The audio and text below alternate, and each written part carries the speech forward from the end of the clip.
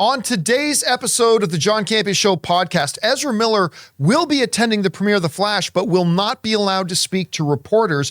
The Actors Guild's, the SAG union, is now in negotiations with the studios, but the studios and the union have agreed to have a media blackout, and neither side will talk to the media while negotiations are going on. Is the Miles Morales film animated series coming to an end after Beyond the Spider-Verse? Lord and Miller are suggesting that they are.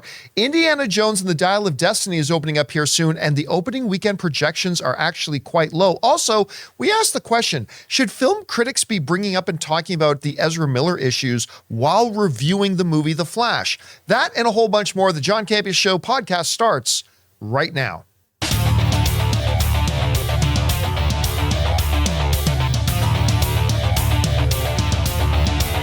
Well, greetings and salutations, everybody. Welcome to the best damn movie-related show on the planet Earth, the John Campea Show podcast, coming from right here in our little studio, brought to you in part by our friends at Mint Mobile. I am, of course, your host, John Campea, and it is an awesome honor and privilege, as it is every day, to have you, our international friends, gather around as we talk about our favorite things in the world, movies, movie news, TV, and streaming, and all sorts of good stuff. Not just giving you our opinions, but giving you some information and context so you can form your own well-informed opinions, whether they're the same or completely different from ours. I'm joined in studio today by Ray Ora. Hey, hey. Over here is Jonathan Voico. Good morning. Chris Carr is here. Hey, y'all. And most importantly, you guys are here, and here's how today's show is going to go. We're going to start off by talking about those predetermined topics that we just mentioned, and then in the last part of the show, we're going to take questions from our YouTube channel members. For those of you listening to the podcast, we have a YouTube channel, and on that channel, we have some wonderful supportive channel members, and every day we ask them to send in some topics and questions, and we address those in the last part of the show. All right. With that all down, guys, let's get the ball rolling here with this. Made a video about this a little bit earlier today, but, you know, we've known for a while that Ezra Miller is a bit of a problem in general, and also a problem for Warner Brothers, and a problem specifically for this Flash film, because Ezra is the star of the Flash film, the main actor, of course. And we don't have time to go through the whole laundry list again of all the idiotic, stupid things Ezra has done over the past couple of years, to the point that this film now has to come out without having the main star do any press. And that's not helpful. That's not helpful. Now, I have seen The Flash. I think it's a fabulous movie. And giving credit where it's due, Ezra Miller does great in the movie, which I had no doubt that Ezra would. Ezra is really, really good in the movie. Does not take away from the fact that I don't believe Ezra should ever be allowed to play The Flash again, nor does it take away from the fact that Ezra has been very problematic and an embarrassment for this project. So Ezra's done no press. And we speculated, about 6 months ago on our show, I said, I don't think Ezra will be allowed to do any press.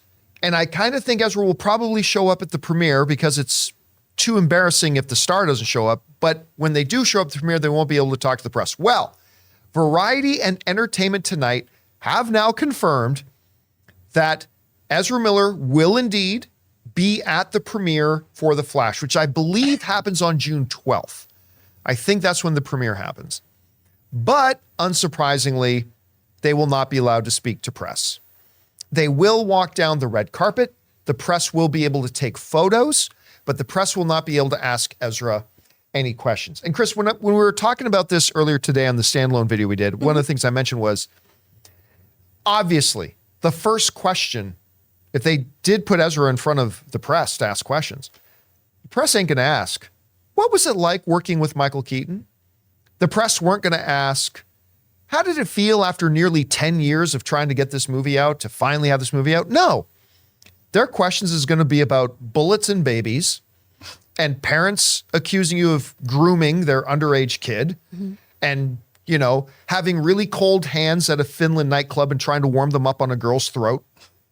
And those are the questions that they'd be asking, and completely take away from that. So it's not surprising. Now, I also proposed, and I want to know what you think about this, that, you know, I've already heard some people asking, well, why not just have Ezra skip the premiere? I said, that would be even more problematic because then that's the story. The story isn't the premiere of The Flash. The story is Star couldn't even go to the premiere. So I actually think Warner Brothers' PR department is probably handling this the right way. You got to have Ezra Miller there, but you cannot let Ezra Miller open their mouth. It's a terrible situation for them, for Warner Brothers and the movie, but I think they're probably handling it the best way they can. You heard about this story. How do you think they're handling it? It really is a damned if you do, damned if you don't. Yeah. It really, really is. And I feel like this is probably the best option because you're totally right. If Ezra Miller is not present at the film that Ezra Miller is the lead of 2 times over, right? Yeah. That's a big glaring red flag of, oh, our star's not here? Okay.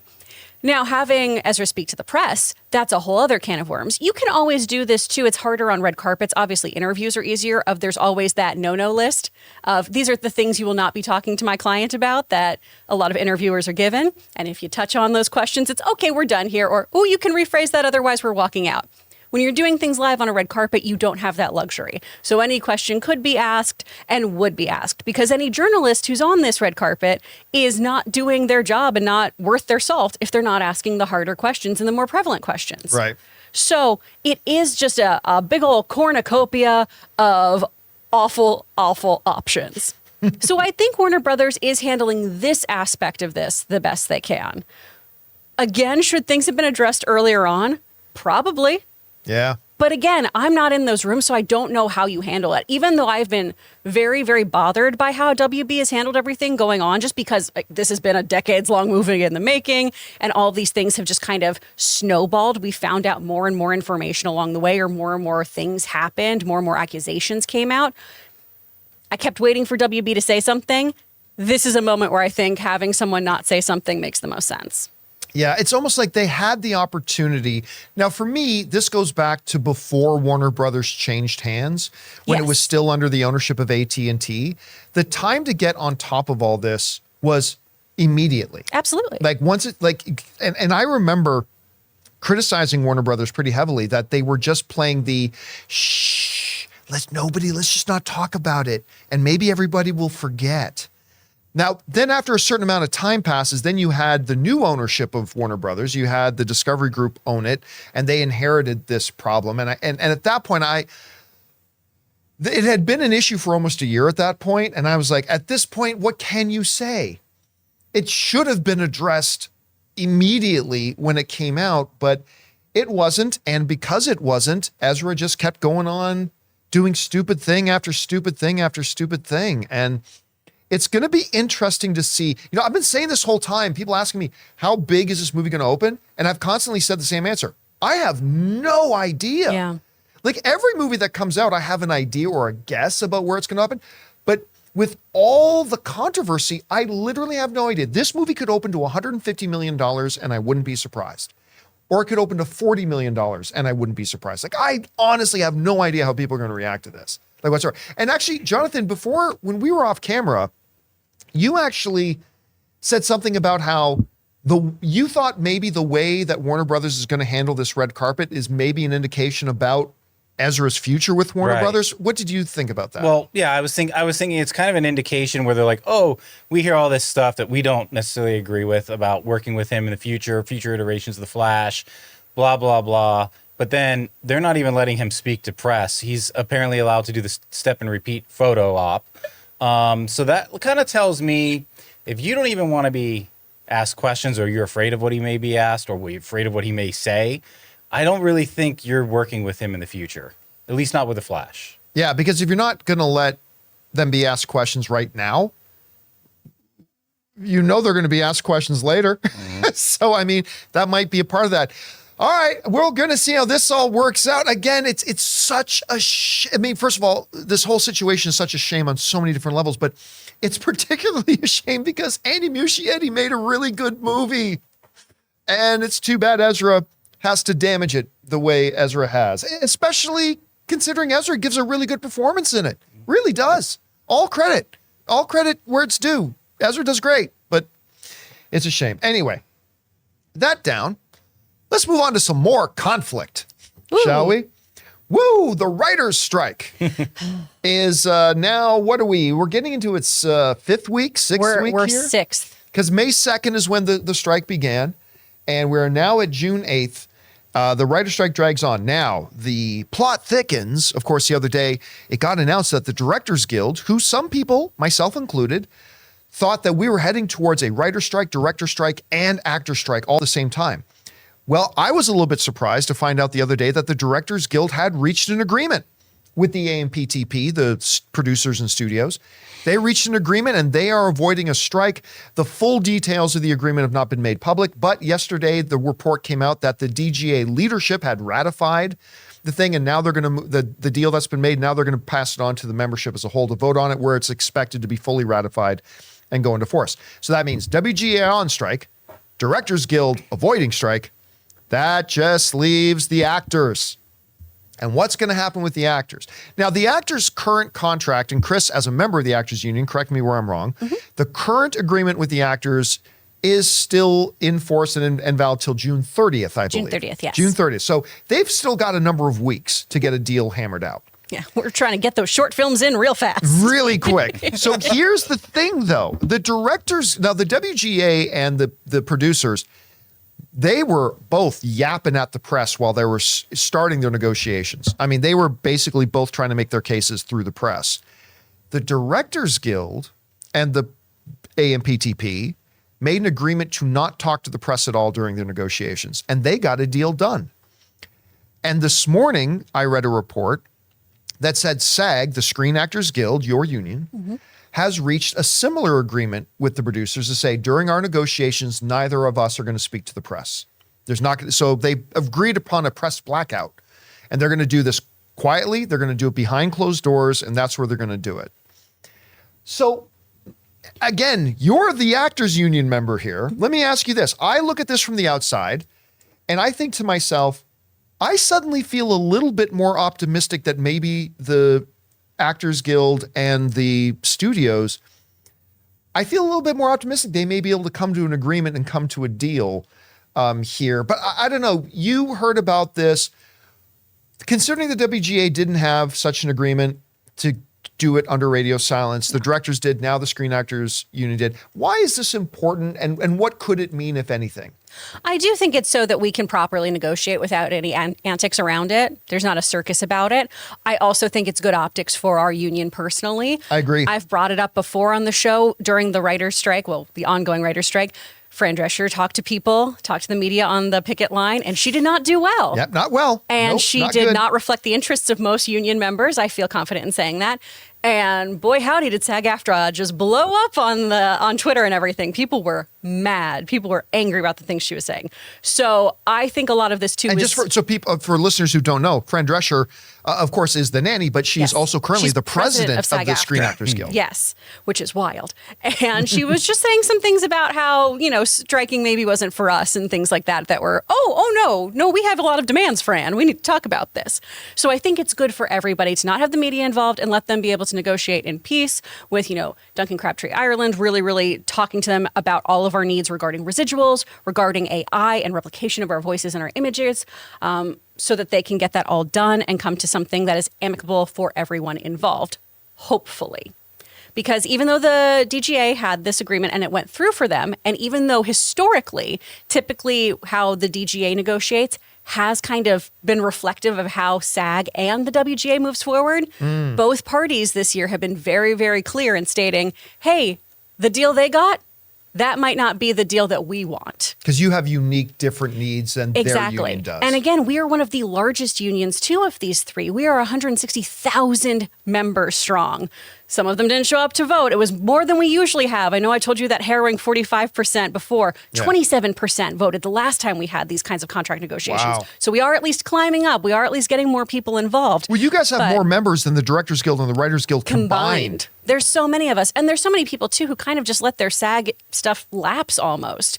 It's so hard to be a working actor, and it's really hard to be involved in the politics of this as well, too. There's constantly having webinars, Zooms, all kinds of things for us to get involved and know the inner workings, which is great. But it happens when you're at your day job or it's happening when you're on set. So it can be a little difficult to stay involved on everything and know everything that's going on. That all being said, though, I'm optimistic that we do well. I can't speak for other actors right now, but for me, it's been a storm this week. I have 6 auditions this week, which is amazing. It's very exciting for me, but at the same time, it was, this feels like a fire sale. Right. This feels like, let's just get our cast in and film this as quickly as possible. So a lot of stuff filming before June 30th. So hopefully we get everything sorted. But if we don't, I really am confident in a strike, because we do deserve to be paid for the work we do, and paid at the very least a livable wage. And I think that's what we're fighting for. Let me ask you this. Obviously, in any negotiations, nobody gets everything they want. Yeah. If let's say you're part of the negotiating team, let me ask you this. For you, what are the elements, understanding you're not going to get everything and the producers aren't going to get everything they want, the actors aren't going to get everything they want. What are the things that you think are the elements in the negotiations that you guys must get? Like, understand we're not going to get everything we're asking for, but to you, from your perspective, what are the couple of things that you think these ones are deal breakers, these ones have to happen? What do you think? We absolutely need there to be transparency in the screening numbers. We need to know that. That's something all the unions are asking for. We really need that transparency, so we know how many things are being streamed, how many times, so we can have accurate residuals. Now, I'm not asking for them to give us, a huge percentage each time this happens, but one that makes sense, because they're profiting off of every episode that's running, and we're not. The way that you used to make a living as an actor truly was your residuals. I still get HBO residuals from last week tonight for something I was on years ago. And it's one of those things that just keeps you afloat so that you can do this, because when you're auditioning, you're not being paid. You're prepping, 5 pages worth of stuff. You're now filming everything yourself. You now have to be your cinematographer. You now have to be your own director. You're turning in all these things. You edit your stuff yourself. So there's a lot of work that happens before you even get to set, just to get that job opportunity, right? It's not like other ones where you just throw on a button down from Express and hope that they like your resume. Like there's a couple other things involved sometimes here. Your whole job is auditioning. So those residuals really, really matter.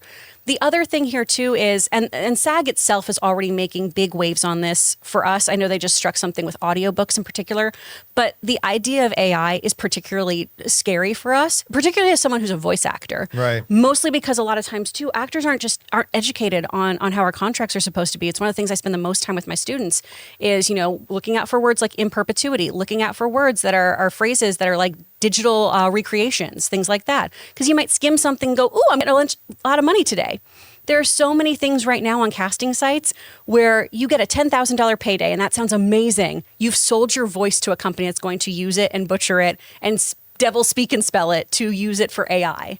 So you'll get that one payday that sounds really, really great, and then your voice is theirs forever. Kind of like how Simu Liu did all of those ads, all those images that are just sold now, the stock images. The office ads, yeah. That's one of the concerns with AI and the digital rectifying of people's voices, is that it can be stolen to do that, and not really even stolen. You might just sign something off and you've accidentally sea-witched your voice away to somebody. Same with your likeness. We need to have hard and fast rules about being able to decide if you are one of those actors, like a James Earl Jones, like the estate of James Dean, who wants their likeness to be used by other people and have their estate write off on that. So those are the 2 ones for me that are huge.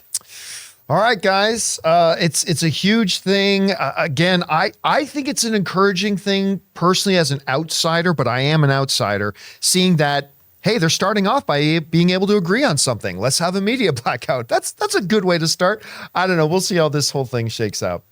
All right, guys, listen, we still got a number of things we're going to talk about. We're going to talk about potentially the end of the Miles Morales story. We're going to talk about low box office projections right now for Indiana Jones. We're going to talk about whether critics should even be talking about Ezra's controversy in their film reviews. But before we do, we're going to take a quick second and thank one of the sponsors of today's episode, our friends at Honey. Today's episode of the John Campea Show is brought to you by Honey, the easy way to save when shopping on your iPhone or computer. Guys, more and more, we enjoy shopping online, whether it's on our phones or our computers. And how many times have you gotten to the checkout and seen that promo code box and thought, man, if I only had a promo code, I could save some money? Well, thanks to Honey, manually searching for coupon codes is a thing of the past. Honey is the free shopping tool that scours the internet for promo codes and applies the best one it finds to your cart. So here's the situation. You're shopping online on one of your favorite sites, and when you go to checkout, the Honey button appears, and all you have to do is click Apply Coupons. Then just wait a few few seconds as Honey works its magic and searches for coupons it can find for that site that you're on. And if Honey finds working coupon, just watch the price drop. Recently, Ann and I were hanging out at home one evening and we decided to order in, and the Honey button appeared. I was able to apply a coupon and I actually saved like $6 or $7. It was that easy to use. And Honey doesn't just work on your desktop computer, it also works on your iPhone. Just activate it on Safari on your phone and save on the go. If you don't already have Honey, you could be straight up missing out. And by getting it, you'll be doing yourself a solid and supporting this show. Get Honey for free at joinhoney.com/Campea. That's joinhoney.com/Campea. And thank you to our friends at Honey for sponsoring this episode of the John Campea Show podcast. All right, guys, with that down, let's talk about this. This is a topic that we did a video on earlier as a standalone, but you know, I love the Spider-Verse movies. Into the Spider-Verse, I've said it before, movie I thought was going to suck, and it became like one of my favorite movies of the year. That year. My to be specific, my third favorite movie of 2018. Only behind BlacKkKlansman and Quiet Place. Other than that, I thought it was the third best. I thought it deserved to be nominated for Best Picture at the Academy Awards. I really, really do. Now, Across the Spider-Verse came out, and I said, now, it's not going to be as good as Into the Spider-Verse. It's better. Couldn't believe that it's better. And I might give up on the Academy Awards if this movie does not get nominated for Best Picture. Like, seriously, at this point, I'm just going to say, why don't you guys just admit that you've got a secret rule that no animated films could be nominated at that point? But we'll see how that goes. I love these, and I've been looking forward to watching Miles Morales Spider-Man movies, whether they're called Spider-Verse or not, for the next 10 to 15 years. And why not? They're winning Academy Awards. They're making money at the box office. Not as much as they deserve to make, but they're making money. All that kind of stuff. Well, Lord and Miller have just made a comment that makes it sound like these movies are coming to an end after next year in Beyond the Spider-Verse. Miller's quoted as saying this. This came from an article in Variety, but Miller has confirmed that Spider-Man Beyond the Spider-Verse will be the final film in the trilogy, which, as I pointed out in the video, is odd wording. So you're saying the third film is the final film of a trilogy? Of course it is. Anyway, it says Miller confirmed that Spider-Man Beyond the Spider-Verse will be the final film of the trilogy. He said this: "It is the end of the Miles Morales trilogy, and so this whole thing is working towards that," Miller said. "That's it for us. We're so tired." Which, That's fair. now, there's a couple of ways to interpret this, right? I mentioned earlier that the optimistic way of interpreting it is that, oh no, this is just the end of this particular story. That's it. Just the end of this story. And then the next Miles Morales film will be the beginning of a new Miles Morales story. You know, he's moved on from whatever this Spider-Verse situation is. Now it's a new Miles Morales story. But I'll be honest with you, to me, it doesn't sound like that. When Miller says, yeah, we've been working towards this whole thing, this is the final film, and he says, that's it for us. It sounds to me like he's saying, nah, this is the end of the line. We're going to do these 3 animated Miles Morales films, and then we're done. Now, if that is what Lord and Miller are saying, there are 2 possibilities. Possibility number 1 is that Sony will continue to make these movies, but they'll do so now without Lord Miller. Lord Miller have set the template. They've set the tone of these movies. I remember, Lord Miller did not direct Across the Spider-Verse. Don't forget that. But, you know, they didn't direct them, so Sony will continue on with them. The other option, if Lord Miller are actually saying, this is it, we're done after Beyond the Spider-Verse, finished. The other option besides Sony continuing on without them is, maybe this was Sony's plan to do 3 animated Miles Morales films and then make the transfer over to live action, which I think would be a horrendous mistake on their part. Nothing can sink this franchise faster than doing a Morbius in live action. That'll sink this thing real quick. You can make these animated films for the next 20 years and win Academy Awards and be successful. You can try taking it over to live action, okay, and you can easily squander it, but or it could be a big hit. I don't know. So, Chris, let me throw it to you.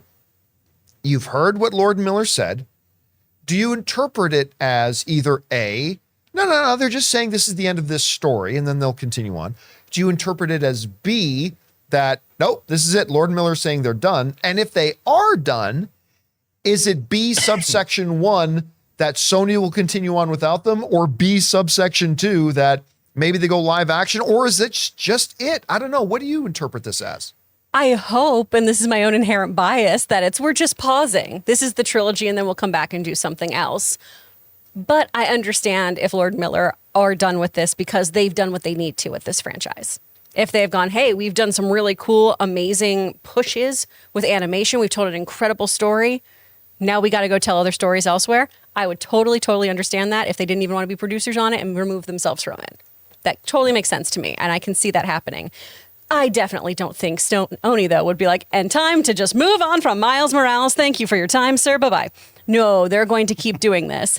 I could see them trying to do the live action push. My hope would be that they then instead do some multiverse crossover-y moments of just having, Miles pop up somewhere live action with Shamik Moore still playing him, and we all go, oh, hey, that's neat, and have a brief cameo of sorts or something like that. I really do love this franchise in animated form. One, because the style of all of these different worlds and characters and everything is so intrinsically tied to Miles now in my mind, and to his story directly. And I don't think you could do it justice in live action after seeing these beautiful worlds, these incredible fights, this just stunning use of acrobatics and everything too. Everyone having such unique, specific fighting styles that I think animation really makes sing. And I think putting it in live action would really take away a lot of that magic. I don't know. Ray, what do you think? Are they going to make more Miles Morales animated films after Beyond the Spider-Verse? I'm just going to assume the next Beyond the Spider-Verse is just going to be as good as this one. I'm just going to be under that assumption. Right. Because no reason not to, I guess. Yeah, because they made this beautiful movie that just came out, is in theaters right now. I have no doubt that it's going to end really well. I think they're probably just going to take a break. I don't think it's going to involve Lord and Miller, like Chris said. We saw them at CinemaCon. They looked tired. Their presentation, they were very stressed. If you listen to them, they were under a rush. They didn't have anything to show us. They seemed very stressed and tired. So, yeah, we should give them a break. But I'm not sure about giving this property to anyone else. It's just, I even though they didn't direct this film, I believe they're the ones that may have had a lot to do with they're the driving force, the art behind style. It. Yeah, they're the driving force behind it. So I don't want to see any continuation without them. I hate to say it, but I'll check out something that is under someone else's name. I'll see how it is, but I don't think it'll be what we're seeing now without them. Is what I'm trying to say. All right. Well, I am bummed out. I'm not going to lie. I've been looking forward to watching these movies every couple of years for the next 10, 15 years, but we'll see how this will all kind of shake out. All right. With that down, let's take a moment here and go over and take today's Mint Mobile Hotline question of the day. If you guys have a question or topic for our channel or the podcast that you'd like to hear us address and you'd like to hear your voice on our network, go ahead and call our Mint Mobile Hotline anytime 24/7 at 951-268-4259. And today's question has to do with The Flash and critics talking about Ezra Miller instead of the movie. Check it out. Good morning, John Campea and crew. This is Theophilus from Phoenix, Arizona. I'm really excited for the Flash movie. I've got my ticket and everything. Yesterday, the review embargo was lifted, and although the score wasn't what I expected, that was not my issue. When I tried reading some of the reviews, you always say we should learn how to separate the art from the artist. But most of the critic reviews were mostly based on Ezra Miller's behavior in the public rather than the actual movie. Now, I didn't really like this because it's like they're trying to use what he did to tarnish this movie. Thank you and have a good day. Bye. All right. Thanks a lot for calling that in. And, I kind of touched on this a little bit the other day, but it bears repeating. Look, I have no problem at all with somebody who's like, I've been so turned off by Ezra Miller over this, I don't have any interest in seeing this movie. That's fine. I would encourage people to say, remember, this isn't Ezra's movie. Ezra is one hired hand. Ezra is but one hired hand in this movie. This is Andy Muschietti's movie.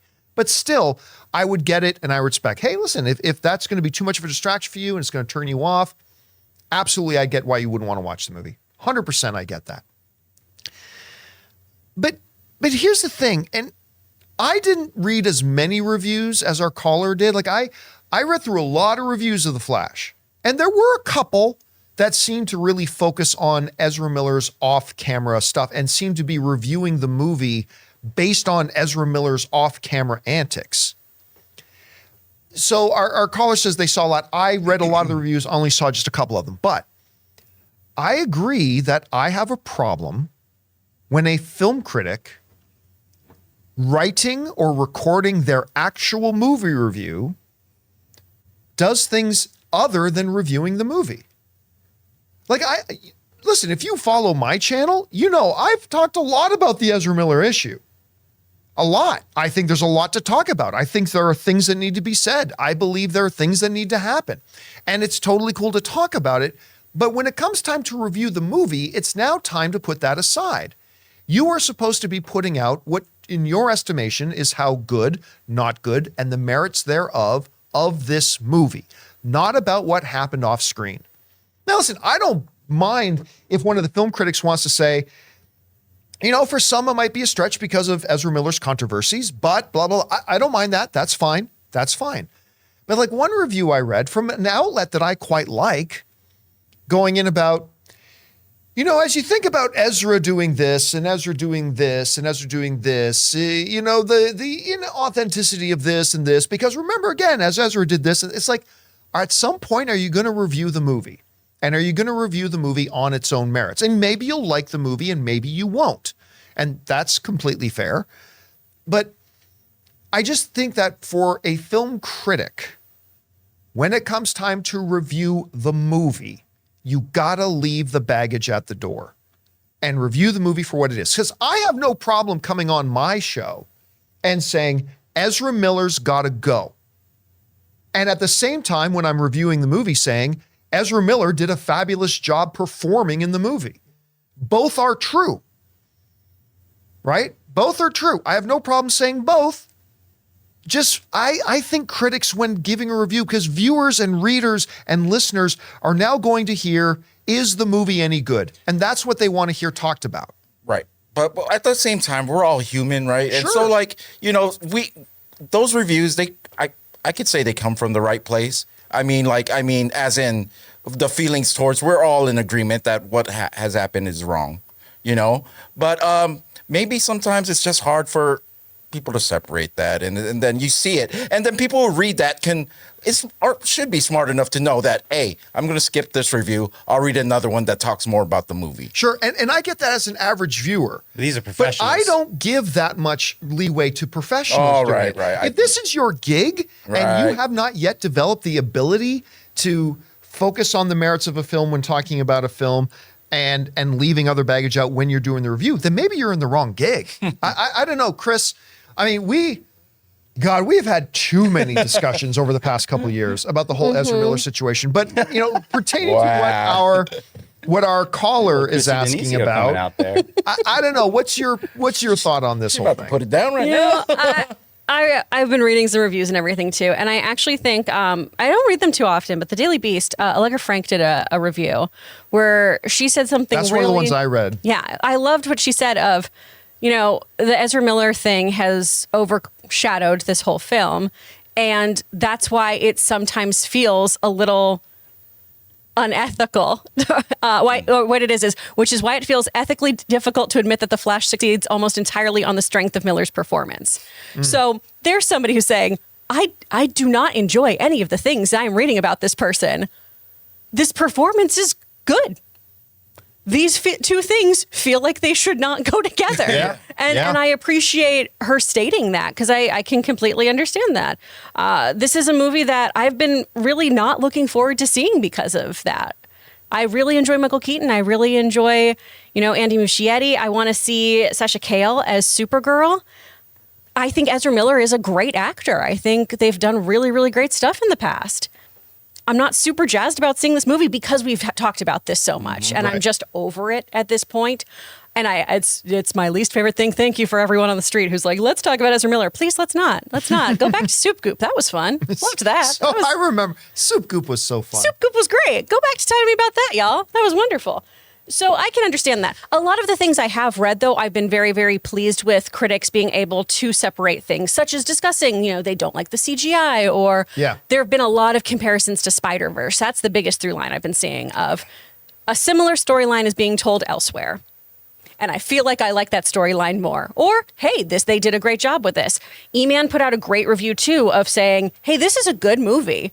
I don't want to get your hopes up, though, with all this. This is the best superhero movie ever, because you're going to go into the theater, even if you are somebody who was really jazzed about The Flash and wants to see this, having that expectation even could make this movie not as enjoyable for you. So I appreciate those kind of reviewers who are trying to have, just take it for what it is and see it for what it is and everything. I'm going to do my best to do the same.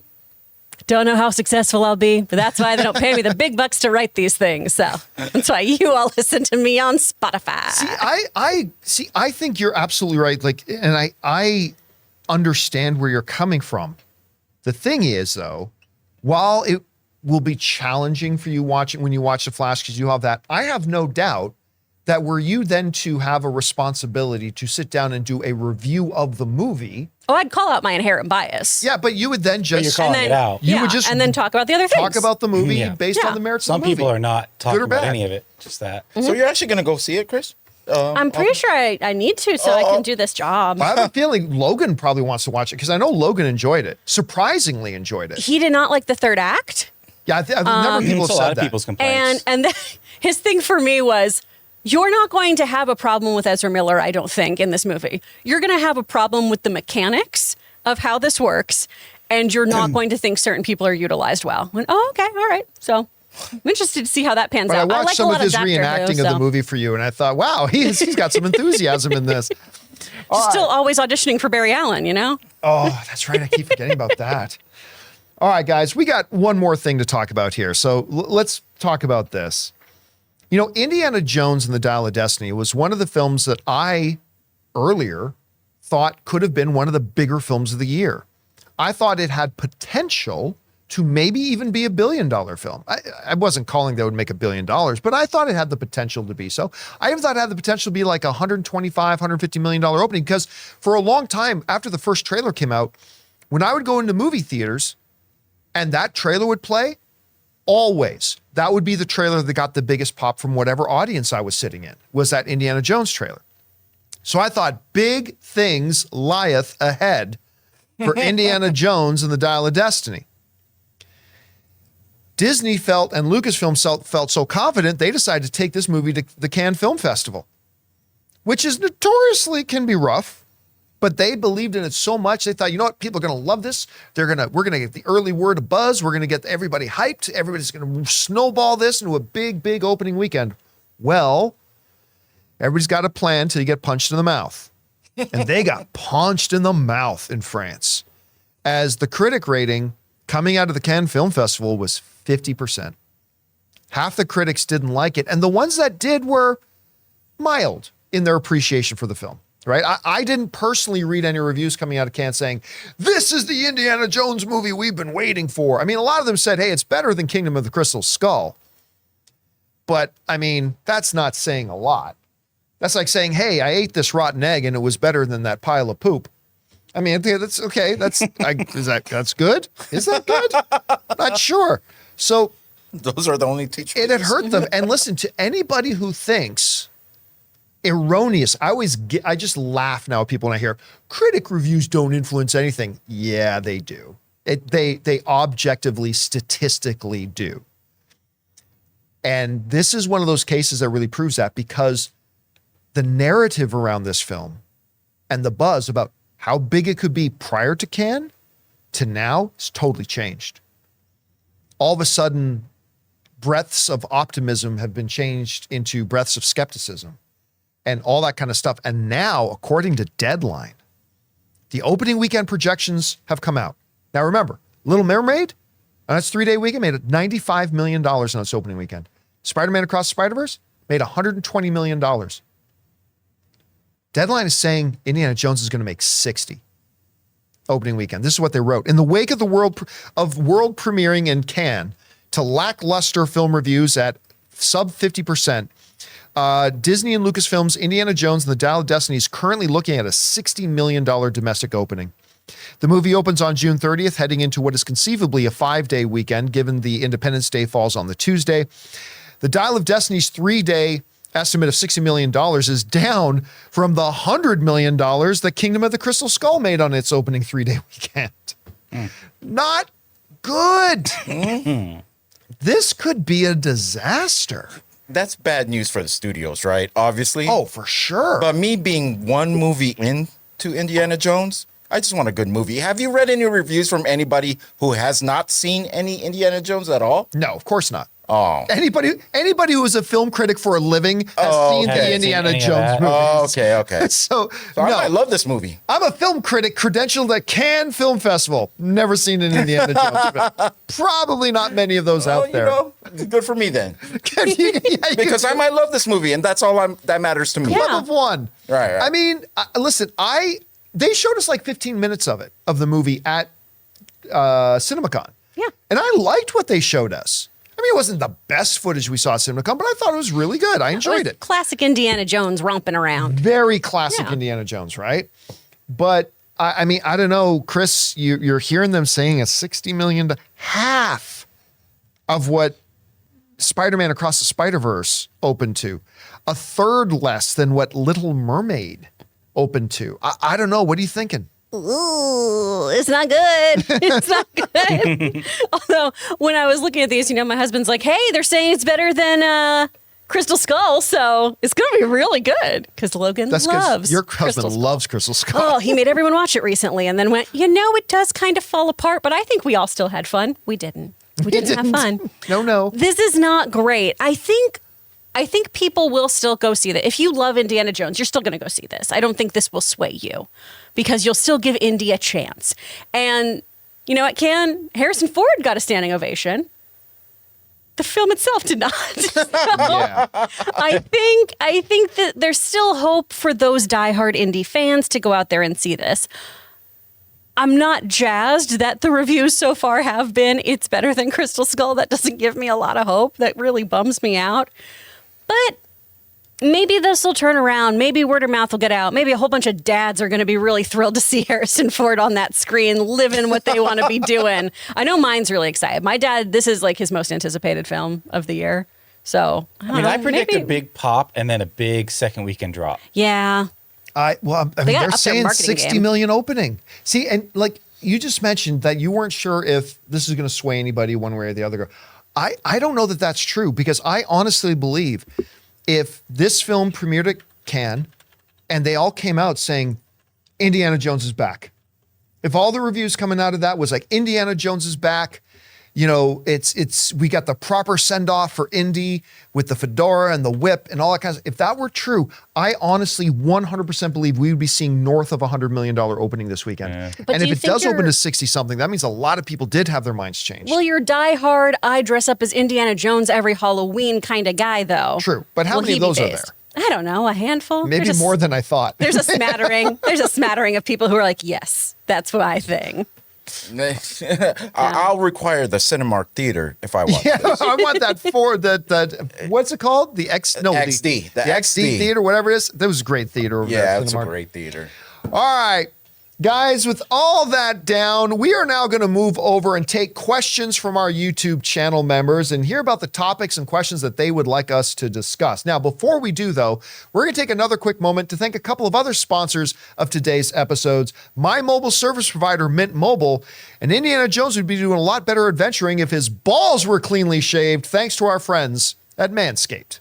Father's Day is right around the corner and you haven't gotten your dad anything yet? Don't worry. That's where our sponsors, Manscaped, come in. You and I both know he needs some serious grooming in his life, so grab your dad the Performance Package 4.0 and he'll thank you for helping him tame that beastly hair. Go to manscaped.com and use code CAMPEA for 20% off plus free shipping. Guys, I don't know if your dad's anything like mine, but where my dad lacks some hair on top of his head, believe me, he makes up for it everywhere else on his body, and Manscaped is perfect for him. Manscaped is the only men's brand dedicated to below the below-the-waist grooming and perfected their game with the Lawnmower 4.0. This is the perfect gift, presenting a sleek, well-designed, and optimized grooming kit that says your balls will thank you right on the box. Their 4th-generation trimmer features a cutting-edge ceramic blade to reduce grooming accidents thanks to their advanced skin-safe technology. This upgraded trimmer includes a multifunction on-off switch that can engage a travel lock. This is great for any guy who does a lot of traveling. It also gives you the ability to turn the 4000K LED spotlight on and off when needed for a more precise shave. Haven't you always wanted to be able to shave your balls in the dark? And come on, guys, almost all of our dads have that nose bush sticking out of their nose, right? Well, the Weed Whacker 2.0, the nose and ear hair trimmer, is the best nose trimmer on the market and the perfect gift for your dad. Guys, that's 20% off with free shipping at manscaped.com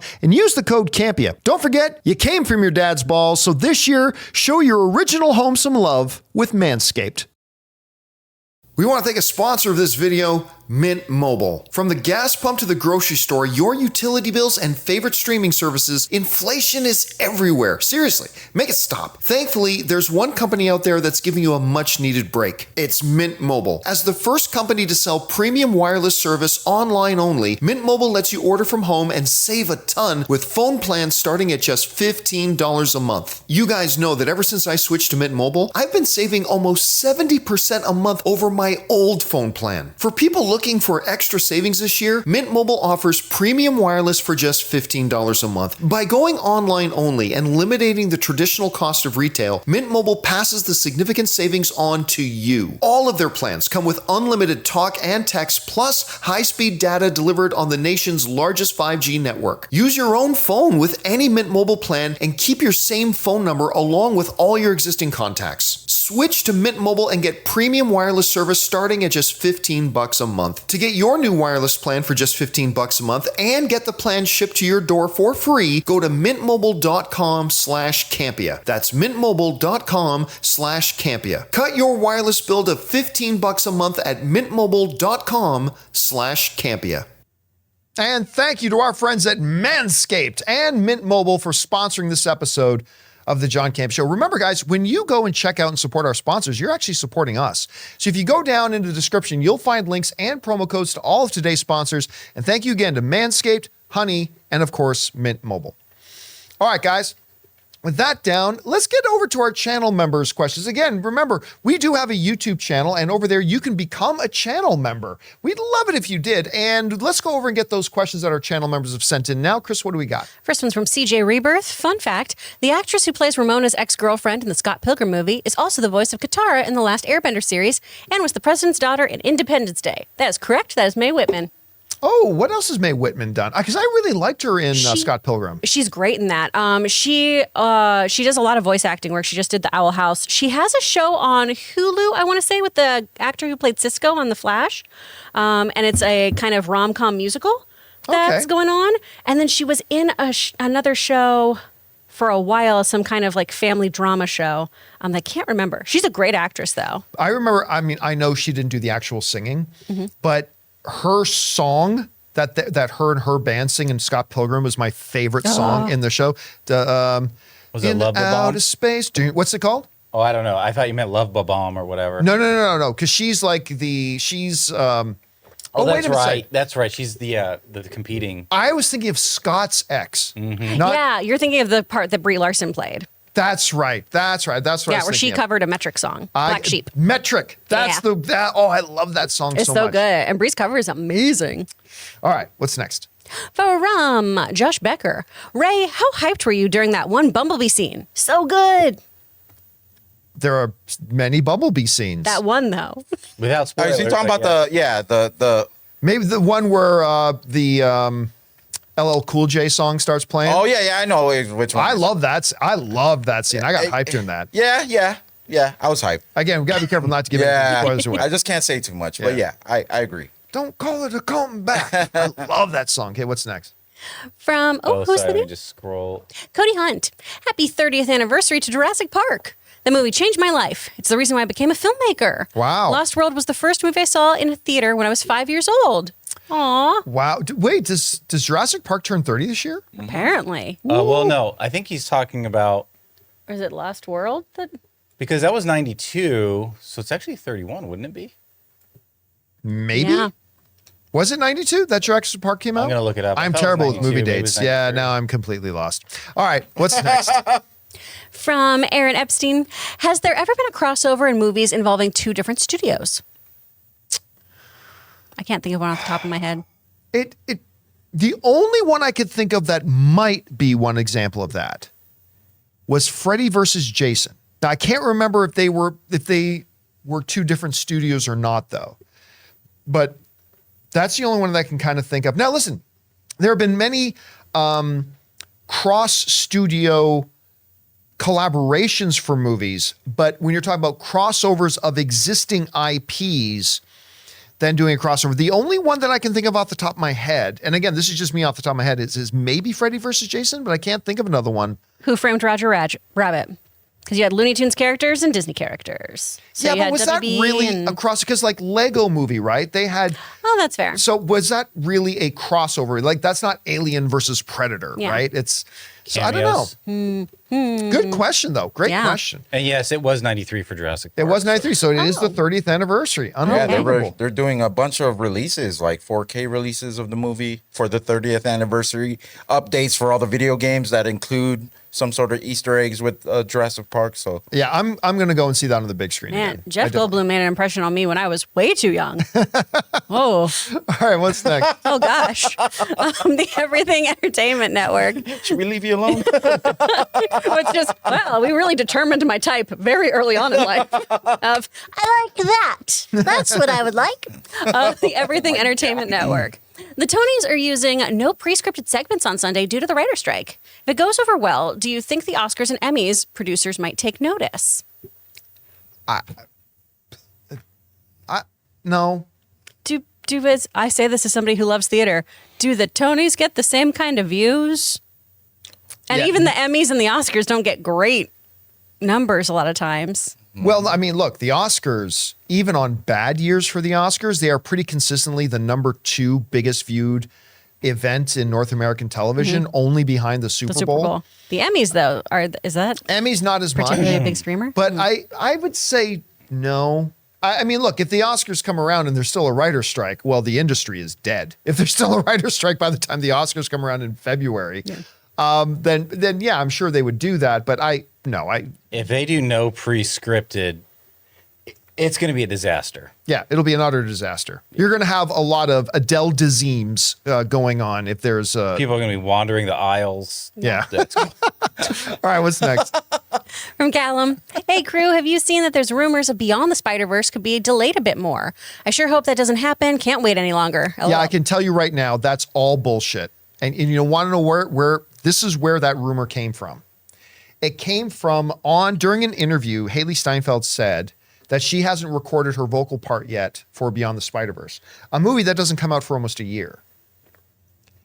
And from that, people go, oh my gosh, remember, we are not talking about actors on set that are required to be on set for 4 or 5 months to shoot a movie or anything like that. They very probably, I got told the other day, you can tell me if this is right or wrong. I got told the other day that sometimes in an animated movie where a big star is going to be doing a voice, they literally get a temp voice actor to do a lot of the lines so the animators can do everything. And then they bring in the big star so they can keep them there for 2 or 3 days as opposed to 2 or 3 weeks Yeah, it's or called months. Scratch VO. Yeah, so I can absolutely 1,000% guarantee you, unless Chris completely contradicts me here, because she would know way better than I would, that the fact that Haley has not recorded her stuff yet in no way means this movie is delayed whatsoever. And that's the only reason that rumor is going around. So I don't know, Chris, how would you address this? We are one of the final pieces in an animated film. It's not like back in the day when things were a lot more traditional 2D animation too, where they would kind of draw off of your likeness.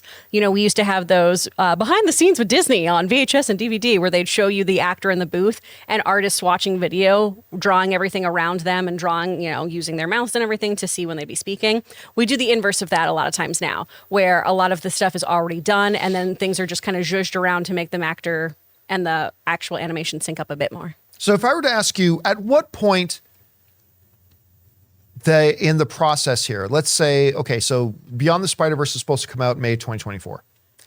At what point would you hear Haley say, I haven't recorded my part yet, that you would be worried about the release date? Ooh, Ooh, Like 1 month before the movie, 2 months before the movie. like 3 months before, honestly, So just because 3 of months. mixing and stuff. So we're still like 7 months away from Yeah. having to worry about it. Yeah, just because then also you have time in case you have to do re-records or anything like that. Right. Okay. So yeah. So guys, this whole rumor going around, remember, was all based on the fact that Haley says she hasn't recorded her voice yet, and there's no reason to believe why she would have recorded her voice at this point. So don't believe that. Now, by the way, that's not me saying that this movie will 100% not be delayed. I mean, anything could delay it. The Sony PR people may decide, you know what, July will be a better release date for us financially. That might happen, but no, it has nothing to do with this right now. All right, what's next? From GT86 Ben, if you zoom in on the picture Anthony Mackie shared of himself and Harrison Ford on set, you can see that Ford's pants are torn and tattered around the knees, reminiscent of after someone hulks out. Well, yeah, but I think that's reading into it, because in that picture you also see Sam's costume is very scuffed and all that kind of stuff. All that tells me is that they were just, and it was outside. I mean, they could have just been in a Humvee that blew up, or it could have been everything. Remember, he's also wearing a shirt. So, I mean, yes. This Hulk, it's only his legs. Yeah, it's only his Yeah, legs. only his only his legs. legs. That's it. Big old Just legs, Hulk teeny legs. little body. But he did never, Harrison never skips thigh day. I wouldn't read into it. I think it just means they just did an action sequence, but I don't think we're about to see Red Hulk. All right, what's next? From, can we scroll a little bit? Thank you, Joe Hawkins. Hi, Campea crew. Is the Fast X digital release tomorrow only a domestic release? Only ask because I can't see any PVOD listings in the UK for Fast X. Thanks, guys, and bring on the filthy. No, I'm not really sure, to be honest, because I don't really care when a movie comes out on home video normally. But yeah, tomorrow, Fast X, Universal expedited the release of this to home video because, well, Fast X is going to lose money in the theaters. And we got Fast X is literally going to be available to purchase digitally tomorrow, at least in North America. So whether that's going to be a global thing or not, I'm not sure. No idea, to be honest with you, but we'll keep our eye on it. All right, what's next? I'm Dr. Stinky. Hey, John and crew. I saw Transformers last night, and I am happy to report I loved it. Nice. My father got me into movies at a young age. The two franchises he got me into were Transformers and Star Wars. He later That's passed good parenting. Yeah. He later passed away 3 years ago. He would have loved this film as I did. The story was generic and the dialogue was corny, but the action is so good. And that's all a Transformers fan needs. Bring on the filthy. All I need to make my life complete is Optimus Prime to say, "I will end you." And I'm like, yeah. Oh my God. Go get him, Optimus. Damn right. I often said, like, it's from a kid, the age of a kid. This is how influential Peter Cullen in the voice of Optimus Prime is to me. Optimus Prime could come to me as a child and say, "John, you need to murder your neighbors." I'd say, "Yes, Optimus." Whatever you say, Optimus, because it's Optimus. I love Optimus Prime. I love Optimus in this movie. And yeah. Again, and I agree. It is no Pulitzer Prize winning movie. It has a lot of weaknesses, and I totally get why people who don't like it don't like it. Gonna get no arguments from me. But I had a good time too. All right. What is next? I'm coming in this office strapped tomorrow. Hey, anyone at Cinemark, what chair were you in? From Ian A. Barth, Spider-Verse was my most anticipated movie of the year. Now that's passed, Oppenheimer takes the next slot for me. What's your most anticipated movie for the rest of the year? Dune 2. Easily Dune 2. And I am super excited for Oppenheimer. There's a number of upcoming films that I'm very, very excited about. But yeah, this year for me, the top two most anticipated movies of the year for me have been Spider-Verse and Dune 2. And that's what I love the first Dune. Won the most Academy Awards the year it was out, won 6 Academy Awards. I cannot wait to see the conclusion. This is where the story really picks up, and I thought the first one was brilliant. So Dune 2. What about you, Ray? What's your most anticipated movie now coming out? In the near future, probably seeing The Flash again, but Oppenheimer, I agree. Yeah. Oppenheimer and Barbie for some reason. I wasn't excited about Barbie until CinemaCon. They showed us all that stuff, and all of a sudden I'm like, color me pink. So excited What about about you, Barbie. Jonathan? You got a movie you would say is your most anticipated for the rest of the Just year? for the recency, because it's coming out next, would be The Flash. Ultimately, I will probably go Dune 2. Yeah. What about you, Chris? Barbie and Oppenheimer. Barbie. The double feature we deserve. Ah, so exciting. Good times. All right, what's next? Great crossover. From Marla Jehovah. Hi, Campea crew. It's going on 13 years. I've been rocking with you, John. Wow. Do you remember what you did to finally get Ray on camera? And Ray, do you now regret not getting on sooner? Bring on the filthy. Yeah, I mean, listen, for many years, I tried to convince Ray just to get on camera. And, you know, listen, Ray is not a film expert, No, I'm not. but Ray is one of the best personalities. Ray's the funniest person. Yeah, Ray is the funniest guy I know, and just has a larger than life personality. And I've always felt that, you know, I would never bring. You notice when we're doing the show, like 9 times out of 10, I'll give some perspective, then I'll go Chris, you know, because Chris is more of an industry Yeah, person. Chris is the knowledge But right here. I like to go to Ray once in a while for a couple of reasons. One, because he more represents the everyday film fan than anybody else here. But also two, because I just love hearing Ray's perspective on things. I just do. So we don't go to him every issue or every topic. We never have. But I mean, But Ray never wanted to be on camera at all, and it took me a while to convince you. I think it was when because you started doing the show by yourself, and like you needed somebody. I remember. Yeah, I just need somebody to bounce off of, Ray. So I just sat in thinking it'll just be until, and then I just stayed on. That's it. And that's when Chef Pleasures was born. Oh yeah, let's go to Brazil, baby. That's connected to something else. All right, what's next? From Justin Welsh. Hey, crew, an idea here. In terms of the recent discussions about Netflix and how they give a percentage of just like and not of critics, do you think they should go a step further and give another tier to their percentages? Let's say a percentage of those who love the film, 5 out of 5, or highly praise, those who are like, meh, it's all right, 3 out of 5, and those who truly think the film is not good. When you say discussion about Netflix, I think you probably meant discussion about Rotten Tomatoes. I'm guessing is what you meant.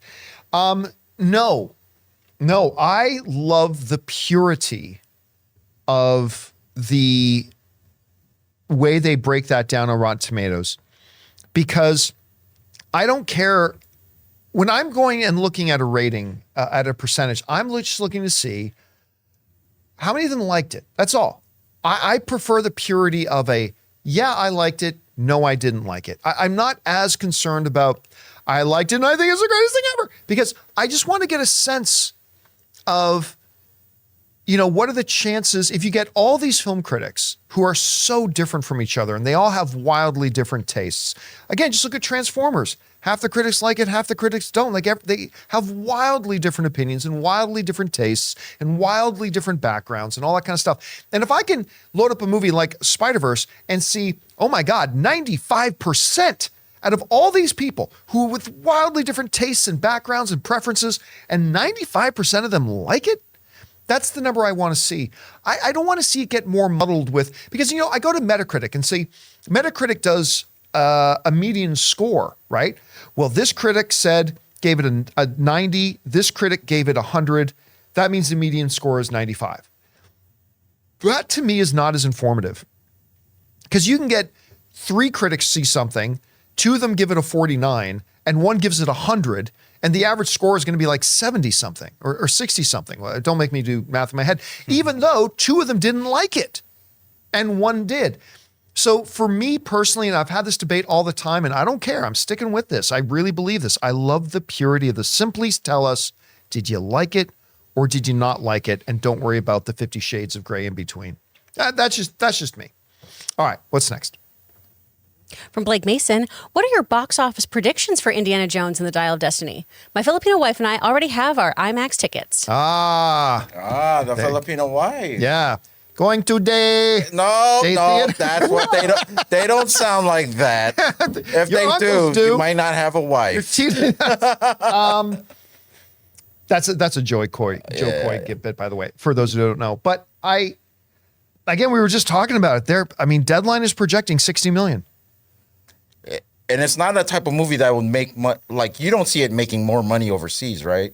this type? Has Indiana done well? I'd have to go back and look at the history of it. I'm not really sure. Crystal Skull did. But look, most movies follow, 90% of movies follow a certain pattern. Like what we're seeing happen with Little Mermaid and what we're seeing happen with Across the Spider-Verse, where these movies are doing really well in North America, but not well overseas. That's the minority of times that happens. Normally, there's a certain pattern that they follow. So I don't know. I mean, not as good as we originally kind of hoped it would. All right. One last question today. What's next? From Dildar the Glorious. When or if the Rey movie comes out, would it technically be Star Wars Episode 10 since it's moving the story forward? I don't think so. I mean, it all depends on how they want to position it. My guess, it would not be. And I do think they should do Star Wars Episode 10, 11, and 12 with a brand new... When you do that, though, I think it needs to be with a brand new cast of characters. And in a brand new era, maybe 100 years after Rey or something like that. But I'll be honest with you. I don't know that I believe that this movie's going to happen. I really don't. Once Kathleen Kennedy goes, and I think that'll be before the end of the year. I've been saying for a while now that I believe a few months after Indiana Jones comes out, maybe it's 2 months, maybe it's 5 months, whatever, that they were going to let Kathleen Kennedy kind of have her curtain bow with Indiana Jones, which doesn't sound like it's going to be much of a curtain bow now, but that she'll be gone. And I think once she's gone and out of there, I think we'll hear shortly after that either that the Rey movie isn't happening, or we're going to stop hearing about the Rey movie, and it'll just be like a year or two from now, we'll be going, hey, whatever happened to that Rey movie? They decided not to do it. I don't personally believe it's going to happen. I'm not saying it won't. It's possible it could. But if I had to bet $5, I'm betting $5 that it's not even going to happen. All right, guys, that'll do it for today's installment of the John Campea Show podcast. Thank you so much for being here and making this show part of your day. Big special thank you to all of our channel members for sending in those questions. Number one, because you give us great fun things to talk about.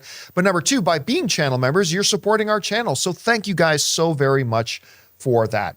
Hey guys, just a couple of reminders of some things. Down in the description, you'll find a link to our newsletter. We put out a newsletter for the John Campea Show every single day, giving you guys some updates, letting you know the types of topics we'll be discussing that day, some announcements, a little blurb by me as well. That goes out to all your inboxes if you go and subscribe. Go check out the link below and give it a shot. Also, gonna let you guys know that, tomorrow's John Campea Show podcast is gonna be recorded from Las Vegas. And I'm going to be doing it solo. Anne's been gone all week. I can't go that long without seeing her. She's flying into Vegas tomorrow, so I'm going to drive out there tonight to meet her. Aww. So that's where the show's going to be done tomorrow. So I hope you guys will join me for that. So for everybody in the room, Ray Ora, Jonathan Voico, Chris Carr, my name's John Campea, and until next time, my friends, bye-bye.